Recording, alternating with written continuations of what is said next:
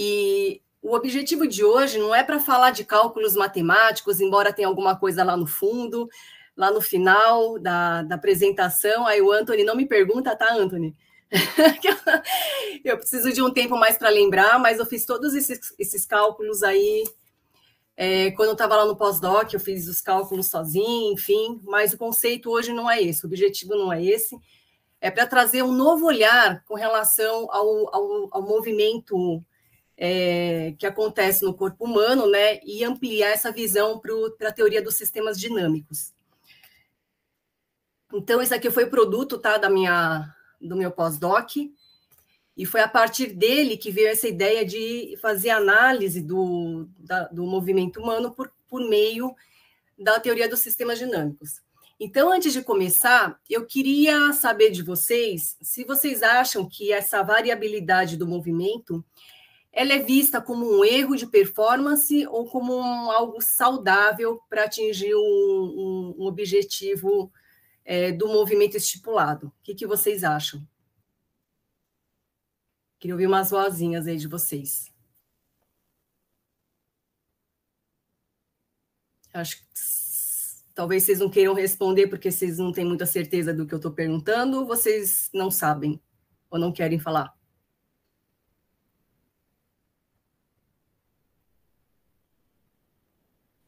Posso fazer um chute de engenheiro? Sim, senhor. Já que os fisioterapeutas não falam.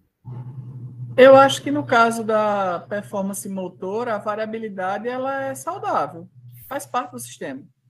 Muito bem, professor. Bora lá. Vamos lá, olha só. Vamos ampliar, então, nossa visão viciada no movimento humano. Então, o universo, o mundo, ele é gerido, né, por sistemas dinâmicos. Então, nós temos o Sol, temos a Lua, temos o dia, temos a noite. De acordo com a Lua, nós temos maré alta, maré baixa. E a natureza, ela existe uma organização, apesar dessa variabilidade que existe, para que entre numa homeostase, né, para que a vida ela possa acontecer. Não sei se vocês pararam para pensar, mas não existe um passo idêntico ao outro. Embora nosso padrão motor ele seja cíclico, não existe um passo igual ao outro. Então, se vocês um dia já caminharam na praia, vocês podem olhar com bastante calma e cuidado e observar que não é igualzinho, tá? Então, à esquerda, né, uma pessoa caminhando no gelo. E aí, pessoal, essa variabilidade, ela reflete, então, na natureza, né? Nos batimentos cardíacos. Então, em alguns momentos, nós estamos correndo, você corre para chegar para assistir a aula, corre para pegar um ônibus, ou você está com medo, ou você está se sentindo ameaçado, ou você está ansioso, e o batimento cardíaco e a respiração, ela se altera. Em dado momento, você se acalma, a respiração, a frequência respiratória diminui, a frequência cardíaca, ela diminui, e assim ela vai oscilando. Então, o uso de medicação quando é necessário, né? Então, existe essa organização do sistema do nosso corpo. O aprendizado intelectual. Então, conforme a gente vai crescendo, né? Nós vamos adquirindo algum aprendizado intelectual, né? Alguns mais, outros menos, né? Então, como que a gente vai utilizar esse sistema que nós temos? E o aprendizado motor, né, que é da nossa área propriamente dita.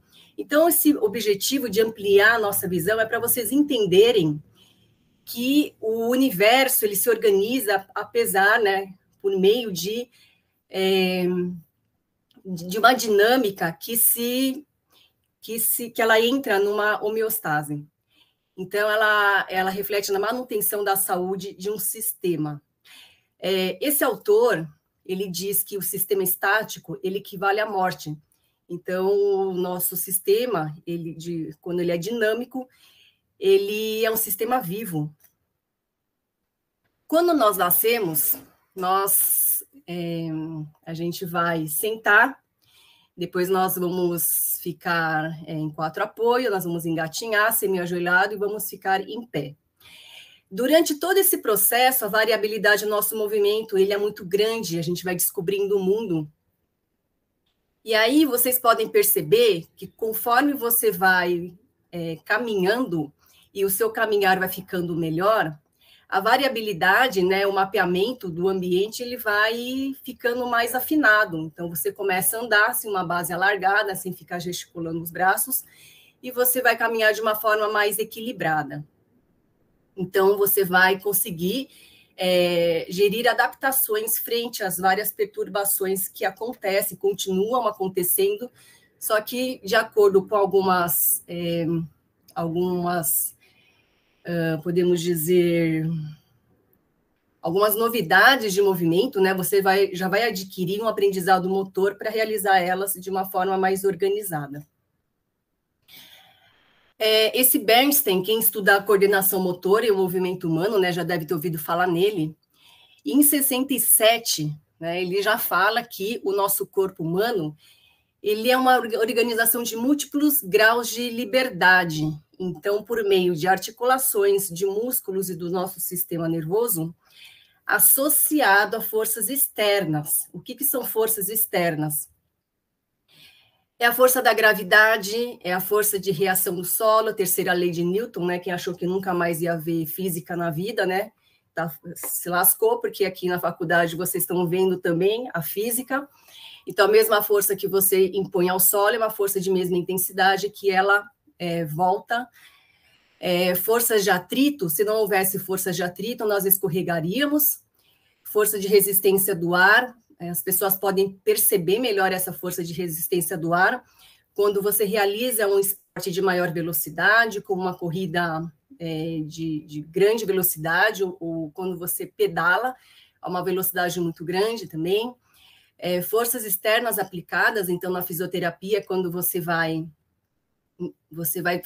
colocar uma resistência, né, externa, então você pede para o paciente empurrar a sua mão, empurrar os pés, empurrar a força externa, ou empurrar um aparelho de academia, né? Então, são forças externas que o corpo vai resistir.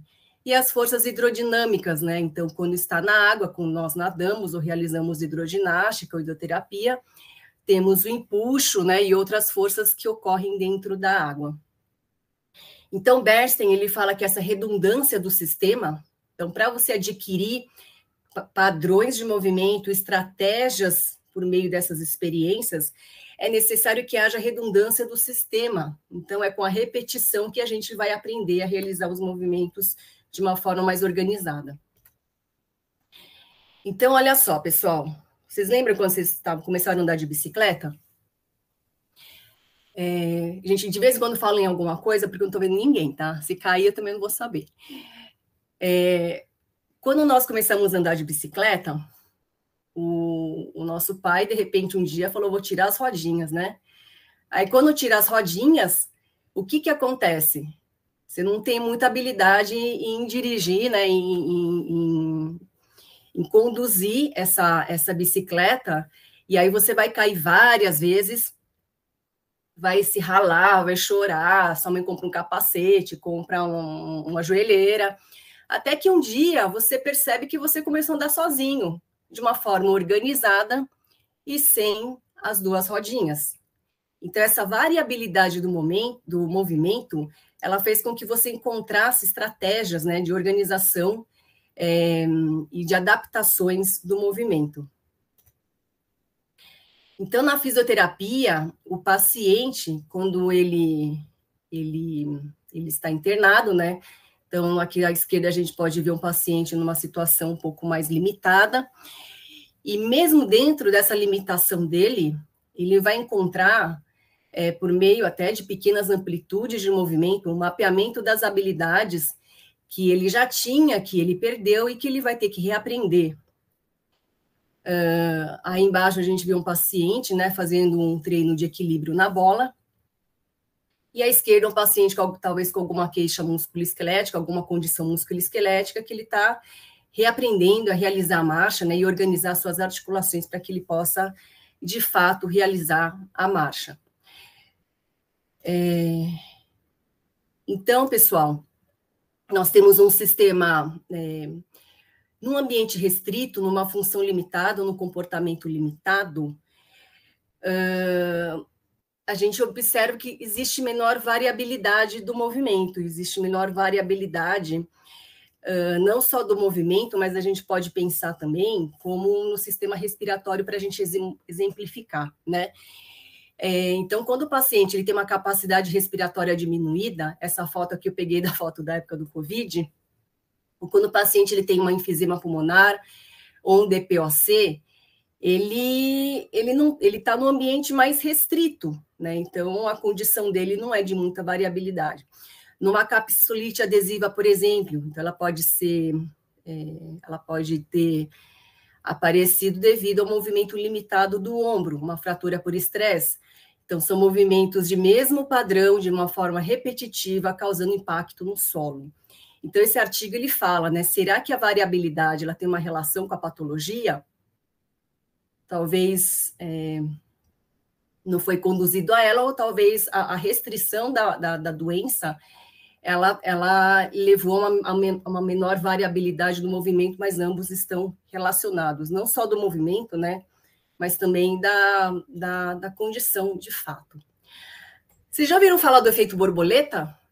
Sim ou não? Deixa eu ouvir a voz de vocês, para saber se vocês estão aí ainda. Sim. Alguém conhece? Sim. Sim? Então, vamos lá. Para quem não conhece, o efeito borboleta, ele diz o seguinte: com as batidas da asa de uma borboleta aqui, do nosso lado, ele pode refletir numa situação que acontece do outro lado do mundo. Nossa, Lil, que coisa mais abstrata, né? Então, por exemplo, vocês estão caminhando na rua, aí você percebe que o seu cadarço desamarrou.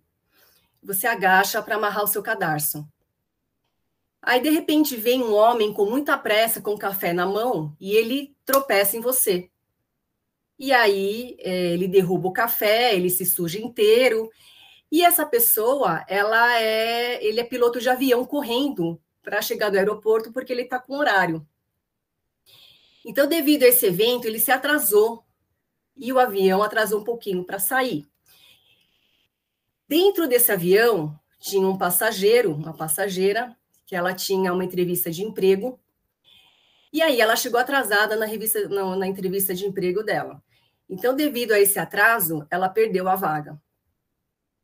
Será que eu vou ter que autorizar? Entrar para autorizar aqui?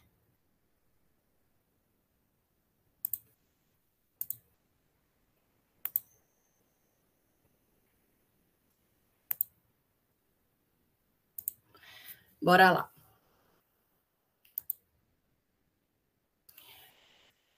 Então, devido a esse incidente, essa moça perdeu a vaga. Dentro desse avião, tinha uma pessoa que estava indo visitar a avó dela, que estava numa condição de câncer terminal. Com o atraso, ela não chegou a tempo de dar o último adeus para a avó dela. Tinha um outro passageiro, que ele era um alto executivo, ele estava correndo para ir para o casamento dele, e ele fez a noiva ficar esperando no altar. Então, esse é um exemplo, pessoal, que a gente pode ilustrar como efeito borboleta, tá? Então, dizem que isso é o que que a gente pode ilustrar uma forma da teoria do caos, né? Deixa eu passar aqui, peraí, deixa eu voltar. Estou aqui brigando com... Vamos lá. Então, pessoal, vamos voltar para o movimento humano. E aqui, pessoal, é um indivíduo, né, treinando um salto triplo. E aí vocês podem observar aqui, não sei se vocês conseguem ver a minha setinha, ele começa, e aí vocês começam a perceber que a variabilidade do movimento aqui é muito grande. Conforme ele vai treinando, vocês percebem que a variabilidade aqui ele vai diminuindo. Então, ele vai encontrando adaptações frente a essas perturbações que acontecem até ele chegar no movimento que ele quer. Quando ele chegar nessa fase, vocês podem perceber que a variabilidade ela diminui. Então, quando você vai ficando melhor no ato motor, a variabilidade ela vai diminuindo, como no exemplo lá do menino que estava andando de bicicleta e do menino que estava começando a andar. E aí, pessoal, como é que a gente pode analisar essa variabilidade, né? A experiência que vocês têm até o momento é fazer média e desvio padrão do sistema. É muito simples, né? A gente pega a média, soma tudo e faz um desvio padrão. E aí a gente vê essa variabilidade por meio do desvio padrão. Só que isso, pessoal, a gente acaba causando uma certa cegueira para enxergar um padrão de movimento. Vou dar um exemplo aqui para vocês também conseguirem entender. Vamos supor que vocês resolvem fazer o caminho da fé. Conhecem o caminho da fé? É um caminho que tem aqui em São Paulo, né? Que eu acho que são por volta, você caminha lá perto de Campos do Jordão, bem antes, e chega até a Aparecida, algo do tipo, tá? Então, é por volta de 300 quilômetros, não sei bem exatamente, mas você resolve caminhar até lá. Durante essa semana que você caminha até lá, você teve alguns escorregões, porque o caminho ele não é totalmente de concreto, plano, né? Então, você vai encontrar alguns buracos aí no meio do caminho, algumas terras, de repente um dia choveu, e aí então você teve que desviar, quase escorregar, enfim. Mas eu não posso julgar a tua forma motora por meio desses 6 escorregões que você teve durante um dia inteiro de caminhada. Então, se eu fizer, vamos supor que um desses escorregões foi horrível, você quase se estrubuchou no chão, de fato você até caiu no chão. E aí, se eu fizesse a média desse evento, eles seriam 8, né? O 8, 80, não estaria lá no meio, tá? Então, se eu somasse tudo e dividisse, eu poderia caracterizar a tua marcha para esse evento aqui que aconteceu, que você caiu no chão. Sendo que você deu vários 1000 passos, né, de uma forma equilibrada. Então, não seria muito adequado a gente analisar um padrão de movimento motor por meio de média e desvio padrão, tá? Então, existem outras formas de análise que são as chamadas análises não lineares. Existem vários tipos de análises não lineares, tá? Vou trazer, o objetivo, como eu falei, não é falar de método de análise, mas para trazer esse conceito para vocês.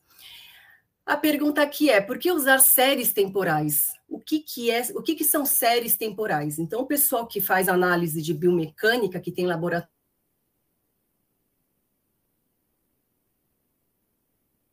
mas para quem não trabalha com cinemática, talvez não entenda muito o que são séries temporais.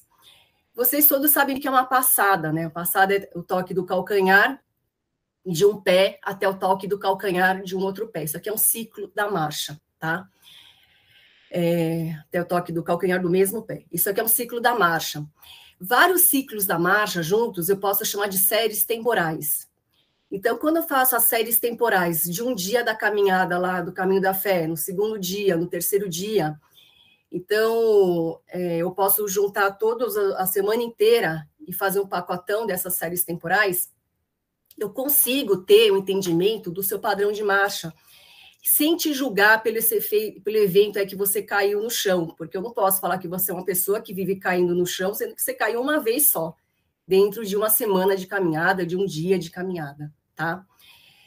Então, ele permite, né, então, as análises não lineares, né, que análise linear a gente pode chamar da média, enfim, e das séries temporais, então ele permite analisar a adaptação do sistema frente às condições de mudanças.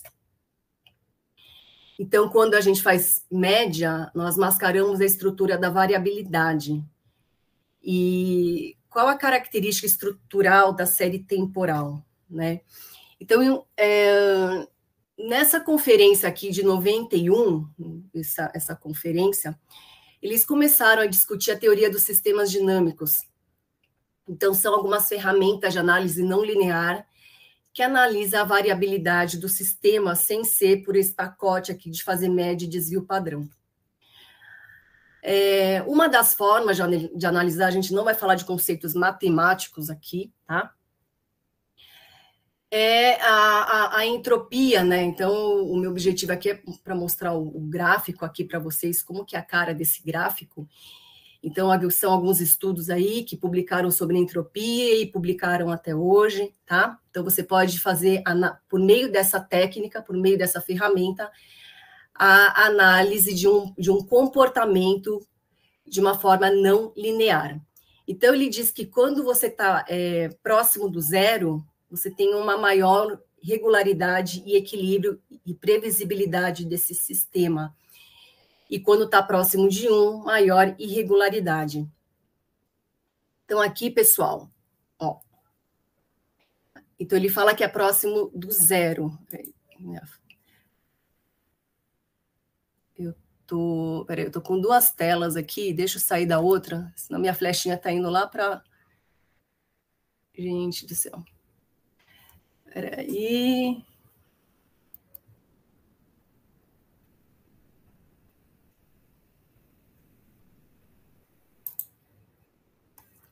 Voltei.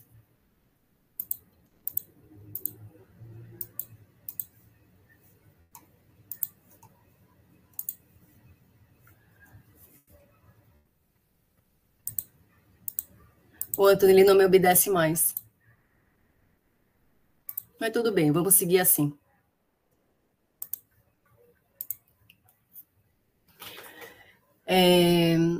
Então, tá. Então, a máxima regularidade, né, a organização do sistema, a previsibilidade dela é próximo de zero.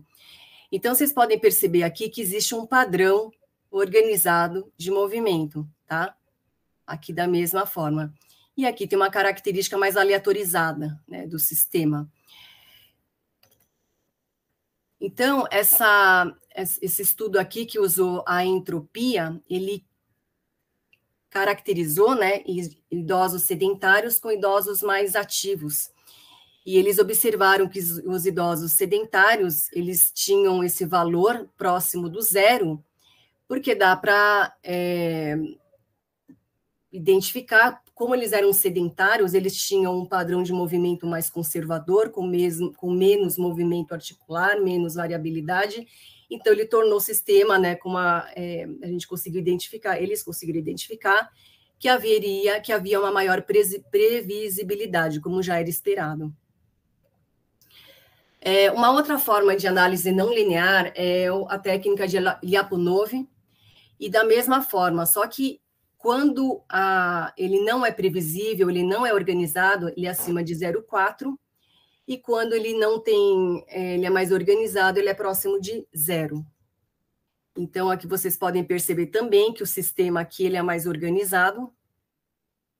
E aqui, apesar de não parecer, né, existe uma frequência muito grande aqui do movimento, mas ele existe um padrão diferente desse de baixo aqui, tá?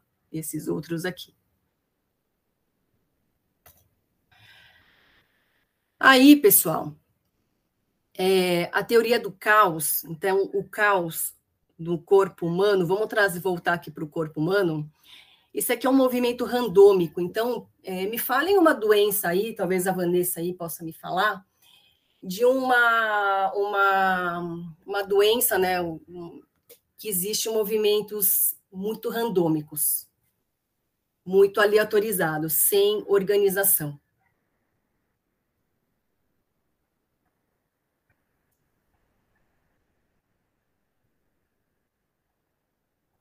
Um Parkinson? O Parkinson, pode ser. Então, a gente pode caracterizar aqui como Parkinson.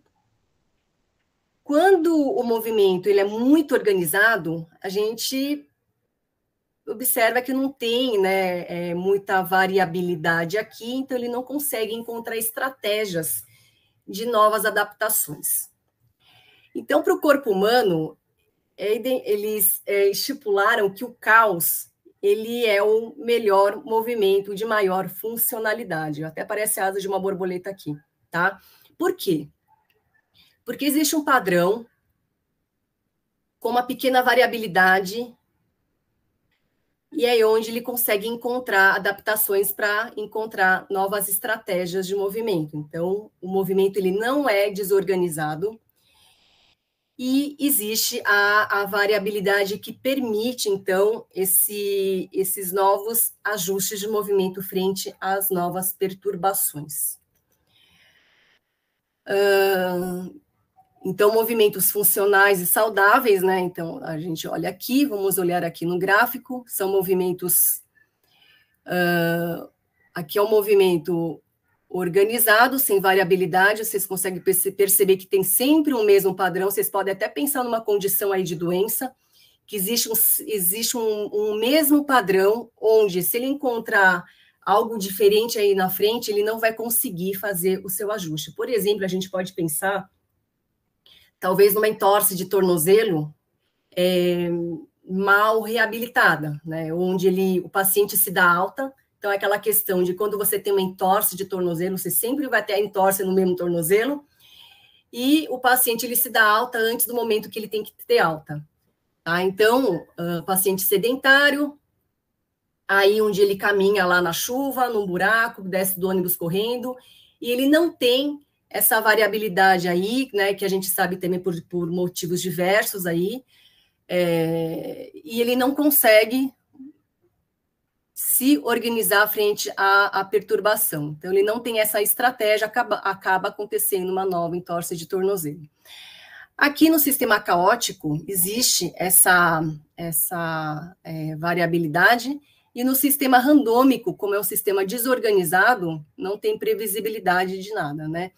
Então, aqui no caos, nós temos pequenas perturbações, várias séries temporais, com movimentos cíclicos. Ô, Anthony, como é que eu tiro esse negócio aqui? Eu acho que apareceu porque você clicou. Clique no slide de novo. Não, volta. Clique no slide de novo. O desk. Nada?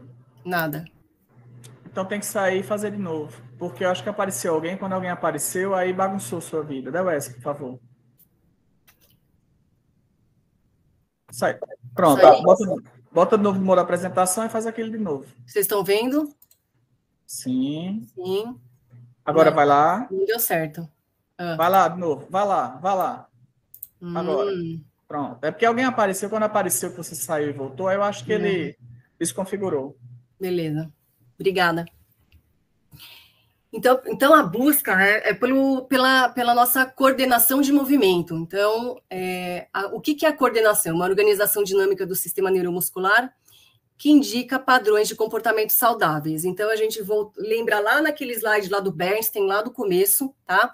Que nós temos músculos, nós temos articulações, nós temos o sistema nervoso, que por meio, né, dessa variabilidade, ajuste de movimento, encontro de padrões e refinamento de movimento, nós encontramos a coordenação. Ainda aqui no Bernstein, né, então ele fala que a coordenação é um processo de domínios de graus de liberdade de um movimento, de corpo em movimento. Quem conseguir fazer isso daqui é um pouco difícil, né? Então, uma sequência de ativação de relaxamento e músculos de uma forma organizada, enquanto o músculo contrai e o outro relaxa. Distribuição de ativação muscular entre músculos distintos para produzir uma combinação de torques articulares.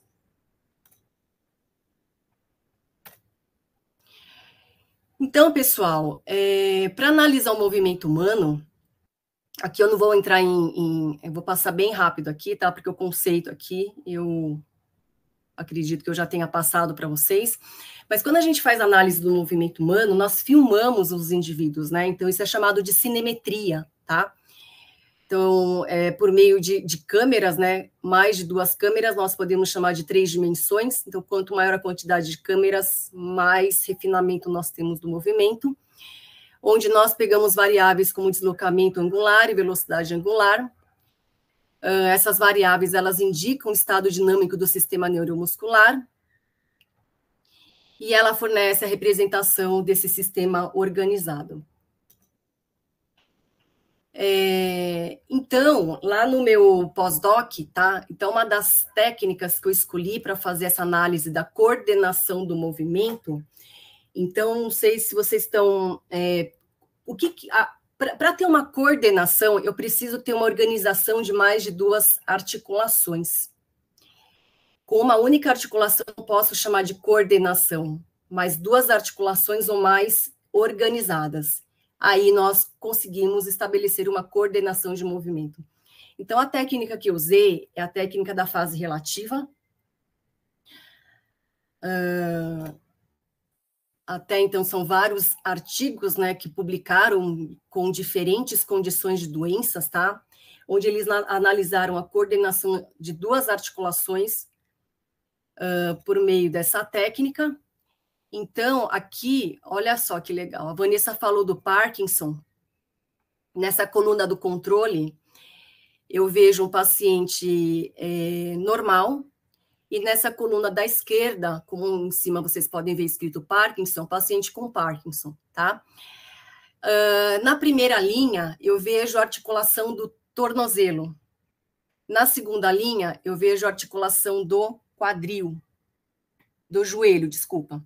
E na terceira linha, eu vejo a articulação do quadril. Então, vocês podem perceber, quando a gente falou de movimento randômico, o Parkinson, ele tem articulação no tornozelo, né, no caso desse estudo aqui, do tornozelo e do joelho, né, ele tem um comportamento randômico, tá? Então, tem um comportamento que não é organizado. Como que eu posso falar que o movimento é organizado? Quando ele passa várias vezes no mesmo ponto, aqui no caso, no ponto 0, tá? Então, estabilidade do sistema é a quantidade de vezes que a trajetória, ele cruza, ele passa no ponto 0, isso quer dizer que tem menos variabilidade do movimento. Essa aqui é uma técnica que eu usei, não vou falar aqui, tá? Mas é por meio de sistemas cartesianos, onde eu usei a tangente,